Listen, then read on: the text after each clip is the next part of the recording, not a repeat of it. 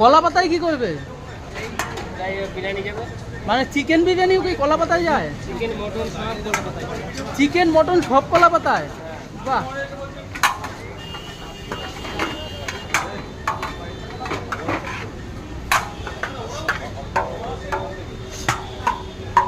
একসাথে এতগুলো plate ready হবে নাকি? সবই চিকেন? হ্যাঁ বাহ।